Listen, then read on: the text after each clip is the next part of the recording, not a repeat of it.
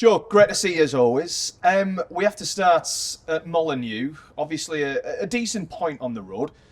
Would Newcastle have last October, the last time you played at Molineux, got a point in the same manner that Newcastle got a point on Sunday?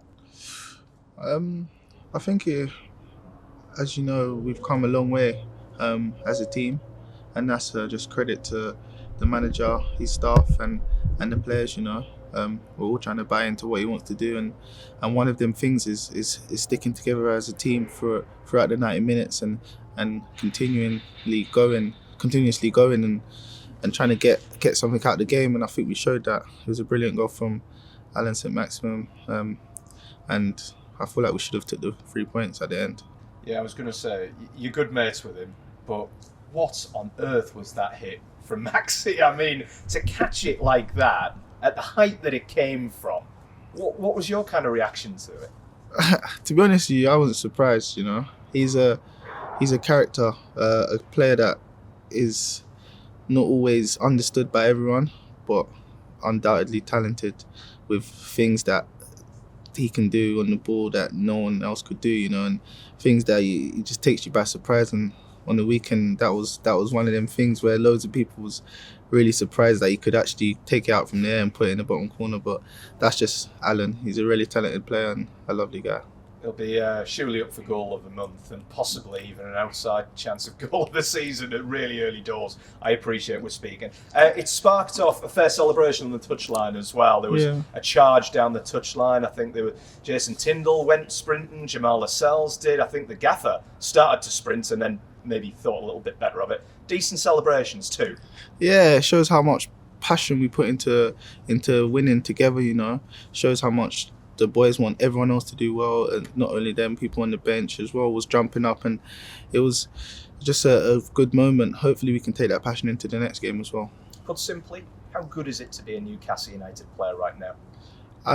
For me, I'm loving it, when I first came here,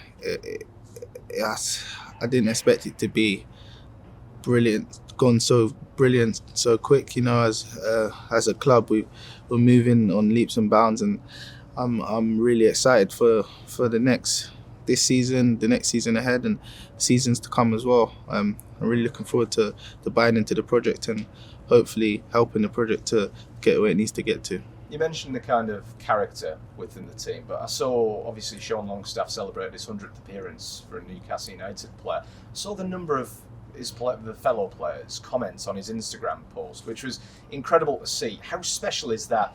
Not just the character, but the camaraderie within the team right now in that sense. Yeah, it's obviously Sean Longstaff is academy graduate, and he's a lovely guy, a wonderful player and a wonderful person as well. So we're all happy for him that he can make that landmark in his career, and especially doing it for his boyhood club. It's an amazing feeling, So we was all happy for him, but yeah, as you're saying, the togetherness as a group in the squad is growing every day. It's credit to the manager, the things he puts on for us to do. It's always growing us as a collective. So hopefully it can continue with the new boys. What I've seen of them, most recently, they're integrating with the group really well, especially Isaac. He's integrating well, so hopefully he can get even better. We'll come on to Alex, we'll come on to the new signings in a bit, but how different was a midfield without Bruno Guimaraes on Sunday? I feel like Longy played really well. I feel like he came into that position and showed what he could do. It's that's the season. We need a squad.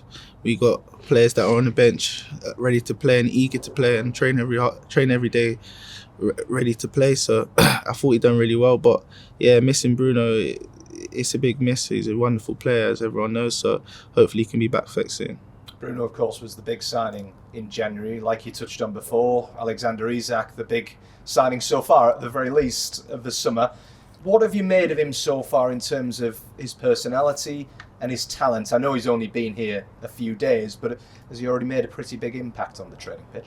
Yeah, I feel like it's been hard, obviously, because we've had a few games in quick concession, so we haven't had really big training sessions where he could sort of get involved too much, but he's showed a lot of quality in the small amount of sessions he's had. You know, he's showed his ability to finish and sort of link up play as well. So hope we're all excited to play with him, and I'm sure he's excited to put on a Newcastle shirt. I was going to say, how big a future do you think he has here at Newcastle United? What can he do for this club, given the reputation that he comes with and given the glimpses that you've seen of him so far?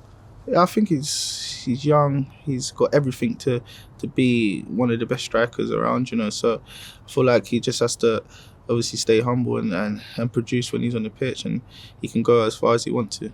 One of 5 new signings so far this summer. Of course, you arrived last summer, I suppose. You arrived twice last year with the loan signing and then the permanent signing as well. Have you helped any of the signings kind of settle in to life here in Newcastle in the same manner that you had to last year, or not? Yeah, I know how hard it is to come away from what you're used to and sign for a new club, you know. And I feel like I've tried to speak to a few boys with certain things I did when I was coming up here, especially recently with Isaac. We've spoke together and spoke about a few different things that I did to help settle in. But yeah, I feel like we got brilliant lads. We have a brilliant group of lads that it's just easy to settle in with them because they all try to help you. So I feel like the boys will settle in very quickly and we'll get underway. Just on that transfer front, I remember a time when across 2 transfer windows, Newcastle United only signed 1 player, and that was a young lad by the name of Joe Willock. January and the summer, of course, in last year. Things a little bit different now. How absolutely class is it on a human level to be walking into a dressing room and to see the calibre of players now at Newcastle United? Yeah, I feel like it's a dream come true, you know. This club has amazing history and amazing fans, and where it could be, it's mind-boggling, you know. It has so much potential, so I feel like we're going to get there one day, and I'm happy to be a part of this project. On a personal level, how much better a player are you now than when you joined Newcastle United, do you feel? I feel like I'm maturing a lot, you know. People may not see it so much because I came and I burst on the scene with Newcastle and I was scoring a lot of goals, but I feel like my overall game is matured a lot, and I think that's a lot down to the manager. The gaffer, he's really helps me day in, day out, and he's a man that he puts a lot of work into his players to help them. So I think it's a lot of credit to him, but I feel like I'm gonna improve even more, and hopefully I can get off the mark again this season, and then I can take it from there. And of course, a lot of happiness, I suppose, for a new signing, for a new player at any club, is feeling settled at that particular club. Yeah. I know right at the start it was quite difficult for you. I think you were up towards Northumberland area. You weren't really anywhere near the city, and you struggled at the start. Where's your head at now in terms of feeling settled at Newcastle, would you say? I feel like I'm a lot more settled now. My family's actually moved up with me, so they've helped me a lot, and I feel like I've got to know the boys a bit more, and I've struck up more friendships in the group. So it's been much better for me to settle in this year around, this season around. So hopefully it improves even more, and I get even more. But I feel like the fans, they make it so much easier for you. You know, they support you through everything, and they're always behind you. So they give you that sense of home feeling. So I'm happy. It's great to hear the Willock family are all up in Newcastle now. Have they had many experiences with the fans out and about in the city and the community yet, or not? Yeah, I think they love it, you know. It's a dream come true for my father and my mother to see maybe the Willock shirt out and about in town, you know, and outside the stadium. It's something that they always dreamt of. So they're really happy with it, and they love the support. They're like a fan as well for the team, so they're really happy.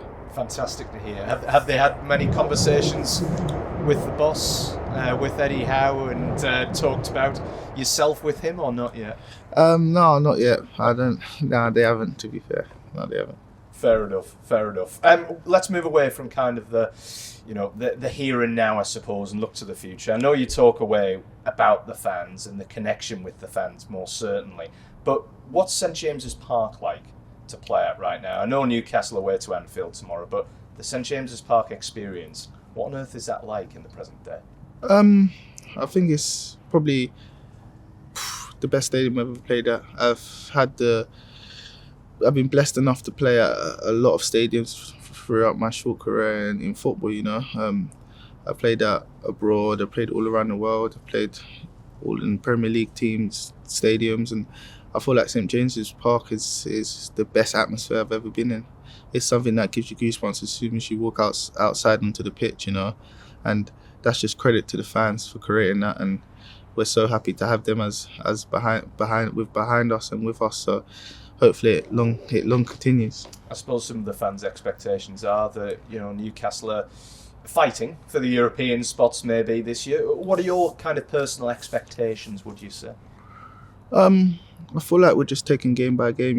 We're trying to sort of block out the outside noise of all these expectations on us and sort of do everything that that gets us the wins and gets us good games, good points in games. So I feel like if we continue to do that, we continue to listen to the manager and what he wants us to do, we can go as far as we can. Of course, you've been at a big club already in terms of Arsenal, coming through the system at Arsenal, I suppose. Now at Newcastle, looking at how the city, the club is connected with the fans and the team, what can this club do in the short term and even looking ahead to the long term as well? I feel like, as I said before, we try to block out the noise. We try to block out the crazy expectations that people are trying to put upon us. We're just trying to work hard every day in training and take game by game as it comes, and hopefully we all have indoor achievements that we want to achieve, as a club, as an individual and as a team. So hopefully we can achieve them, and that's it. And I suppose the short term is all about Liverpool at Anfield tomorrow night. Everyone knows what happened on Saturday when, they absolutely tonked Bournemouth 9-0. Eddie's talked about wanting to carry on playing on the front foot, wanting to carry on playing with intensity regardless of the opposition. Is that plan possible at a difficult place to go like Anfield? Of course, that's the identity that the manager wants to build. That's how we want to play. We have the players to do it, and that's what we train on doing every day in training. So hopefully we can go there tomorrow and do that. It's a stat that always comes up when Newcastle travel to Anfield. The last time Newcastle won at Anfield in the league, would you want to hazard a guess when that was? Yeah, you can tell me. It was a while ago. Yeah. It was 1994. Yeah. I'm going to look at it a slightly different way to round things off. Many people might look at it and go, well, it's a bogey ground. It's a difficult ground to go to. How much motivation instead does that give the players to be that team, that first Newcastle United team in however many years? My maths is terrible, but since 1994 to go to Anfield and get a win. Yeah, I feel like, as you're saying, we haven't had a win there since 1994, so that's big motivation. But if you're not motivated to go to Anfield and win and give everything you can for the badge you're wearing on your chest, then there's something wrong, We are so motivated to go there and win and die for the badge. So hopefully we can do that tomorrow and it's a good result for us. And just finally, it's not come at the greatest time in terms of injuries, I suppose. I know Bruno's doubt, Maxi potentially a doubt as well for tomorrow night. I know there's a bit of worry over Alexander Isak getting his work permit too, but does that kind of add a little extra edge to determine where this character is in Newcastle's team right now? Yeah, as I said before, we have a squad that the manager's built, and that we all know what we have to do when we're called upon. So I feel like the players will be ready. All the players will be ready, and whatever the manager picks for tomorrow night, we're all going to give our all for this shirt.